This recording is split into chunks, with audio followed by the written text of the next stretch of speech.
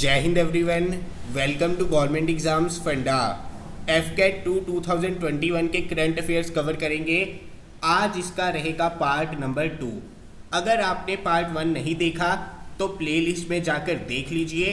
सभी parts cover करेंगे तभी आपको कुछ गेन होगा, तभी आपका फ़ायदा होगा एग्ज़ाम में। इसके अलावा अगर इन करंट अफेयर्स की आपको पीडीएफ चाहिए हो तो टेलीग्राम का लिंक नीचे डिस्क्रिप्शन में मिल जाएगा।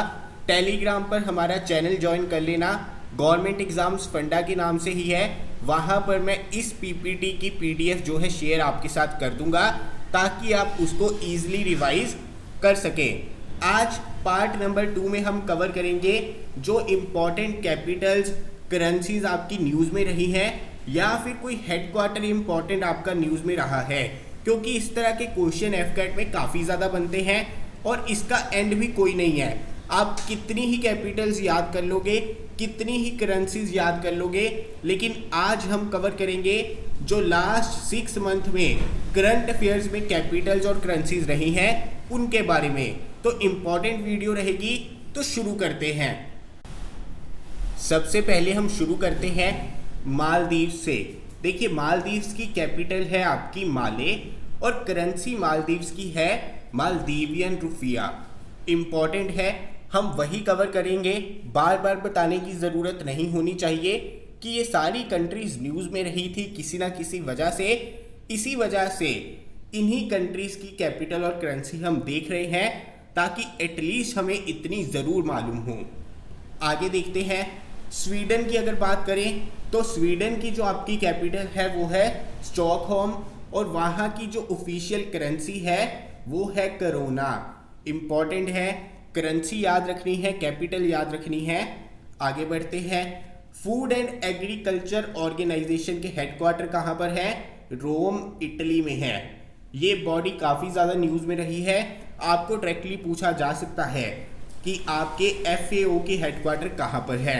नीचे कमेंट बॉक्स में बताइए कि FAO को फाउंड कब किया गया था, कौन से ईयर में किया गया था। देखिए, कोई भी चीज़ आती है ना, मैं आपको कोई भी होमवर्क देता हूँ तो नीचे कमेंट में ज़रूर बताया कीजिए। अगर आप अभी नहीं देखेंगे फिर से भूल जाएंगे और एग्ज़ाम में अगर सेम क्वेश्चन आएगा तो आप रिकॉल नहीं कर पाएंगे। कई बार कुछ चीज़ें ढूंढना, एक्सप्लोर करना बहुत ज़रूरी होता है ताकि हम उसे एग्ज़ाम में रिकॉल कर सकें। इसी वजह से आप अगर नेट के ऊपर जाएंगे, FAO के बारे में पढ़ेंगे, फाउंडेशन का ईयर पता चलेगा और छोटी छोटी चीज़ें पता चलेंगी जो कि आपके एग्ज़ाम के लिए हेल्पफुल रहेंगी। तो चलिए आगे बढ़ते हैं। इसके अलावा जो आपकी यूरोपियन यूनियन है ये काफ़ी ज़्यादा न्यूज़ में रही। यूरोपियन यूनियन फाउंड की गई थी 1 नवंबर 1993 को। इस तरह के फाउंडेशन ईयर जो है आपको ना डायरेक्टली पूछे जा सकते हैं, तो आपको ध्यान में रखना है। इसके अलावा यूरोपियन यूनियन के हमारे हेडक्वार्टर्स कहाँ पर हैं? ये है हमारे ब्रुसेल्स, बेल्जियम में। बहुत सिंपल है, बेल्जियम में है हमारे हेडक्वार्टर्स यूरोपियन यूनियन के। इसके अलावा ब्रिक्स जो है इम्पॉर्टेंट है, आपको पूछा जा सकता है कि साउथ अफ्रीका ने ब्रिक्स को ज्वाइन कब किया था। ब्रिक्स जो है हमारा ग्रुप है ब्राज़ील का, रशिया का, I से इंडिया का, C से चाइना, S से साउथ अफ्रीका। इन 5 देशों का ग्रुप है। अभी अभी न्यूज़ में रहा है और जो 2021 की 13th ब्रिक्स समिट है वो कहाँ पर होगी? हमारे भारत में ही होगी। 5 कंट्रियों का ग्रुप है, 5 देशों का ग्रुप है जिसे साउथ अफ्रीका ने ज्वाइन किया था 2010 में। इम्पॉर्टेंट इंफॉर्मेशन है, तो चलिए आगे बढ़ते हैं। हमारा चाइना जो है काफ़ी न्यूज़ में रहा है, तो चाइना की कैपिटल क्या है? बीजिंग कैपिटल है। चाइना की हमारी करेंसी क्या है? रेनमिनबी है। इम्पॉर्टेंट कैपिटल्स, करेंसीज, हेडक्वार्टर्स, इस तरह के क्वेश्चन आपको पूछे जा सकते हैं। हम पढ़ रहे हैं करंट अफेयर से लिंक करके जितनी भी आपकी चीज़ें एफकेट के लिए इम्पॉर्टेंट रहेंगी। इजराइल की आपकी कैपिटल है जेरूसलम। इजराइल की करेंसी है इजरायली शेकल। इम्पॉर्टेंट है, डायरेक्ट क्वेश्चन बन सकते हैं। अब ये बहुत इंपॉर्टेंट है, माउंट एवरेस्ट ना आपका न्यूज़ में रहा। आपको पूछा जा सकता है कि माउंट एवरेस्ट को नेपाल में क्या कहा जाता है, तो नेपाल में इसे कहा जाता है सागर माथा। इसके अलावा तिब्बत में माउंट एवरेस्ट का क्या नाम है? चोमलुंगमा नाम है तिब्बत में। माउंट एवरेस्ट के अलग अलग नाम है। नेपाल में उसे क्या कहा जाता है? तिब्बत में क्या कहा जाता है? इम्पॉर्टेंट है। इसके अलावा नेपाल की कैपिटल क्या है? काठमांडू है। करेंसी क्या है? नेपालीज रुपी है। ये तो आपको बहुत इजीली याद हो जाएगी। अगर हम बात करें तजाकिस्तान की कैपिटल की, तो तजाकिस्तान की कैपिटल है दुशानबे और करेंसी है तजाकिस्तानी सोमोनी। याद ही करनी होंगी कैपिटल्स, करेंसीज, ये आपको ध्यान में ही रखनी होंगी। तो आगे बढ़ते हैं। आगे बढ़ने से पहले मैं आपको बता दूं कि एफकेट 2021 के लिए हमने मॉक टेस्ट सीरीज लॉन्च कर दी है। आप हमारी एप्लीकेशन प्ले स्टोर से डाउनलोड करेंगे, जिसका लिंक आपको डिस्क्रिप्शन में भी मिल जाएगा। वहां पर जाकर आपको 10 फुल लेंथ मॉक टेस्ट देखने को मिलेंगे। आप इनको अगर सॉल्व कर लेंगे, इसमें आपकी एक्सप्लेनेशन भी दे रखी है। बिल्कुल लेटेस्ट मॉक टेस्ट है। करंट अफेयर्स के बेस पर क्वेश्चन भी ऐड किए गए हैं, यानी कि बहुत ही सही मॉक टेस्ट आपके लिए तैयार कर दिए गए हैं। अगर इन 10 मॉक टेस्ट को आप सॉल्व कर लेते हैं, यानी कि ये 1000 क्वेश्चंस आप सॉल्व कर लेते हैं, तो आपका एफकेट क्लियर होना जो है पक्का ही पक्का है। तो इसी वजह से इन 1000 क्वेश्चंस को अच्छे से सॉल्व करिए। एक बार फुल लेंथ मॉक टेस्ट दीजिए, उसके बाद गलतियों को एनालाइज कीजिए कि कहाँ पर आपकी गलतियाँ हुई है, कहाँ पर जो है आपको इम्प्रूवमेंट की ज़रूरत है, उन्हीं गलतियों को सुधारिए। उसके बाद सेकंड वाला मॉक टेस्ट दीजिए, फिर देखिए कितनी इम्प्रूवमेंट हुई है, स्कोर में कितना इम्प्रूव हुआ है। जब तक आप 10 मॉक टेस्ट सॉल्व करेंगे, एक एक करके आगे बढ़ेंगे, आपका स्कोर भी बढ़ता जाएगा, आप कॉन्फिडेंट भी फील करेंगे। और ये ऑनलाइन मॉक टेस्ट है। जिस तरह से एग्जाम में मॉक टेस्ट आएंगे, तो आपको पता चल जाएगा कि टाइम किस तरह से मैनेज करना है, कहाँ पर आपकी गलतियाँ होती हैं, कहाँ पर आप ओवर अटेम्प्ट करते हैं। इसके अलावा एफकेट जीके की ई बुक भी अवेलेबल है।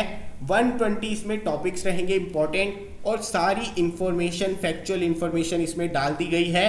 आपका काम है सिर्फ और सिर्फ इसे पढ़ना और 60+ स्कोर करना सिर्फ और सिर्फ जीके पोर्शन में। तो चलिए आगे बढ़ते हैं।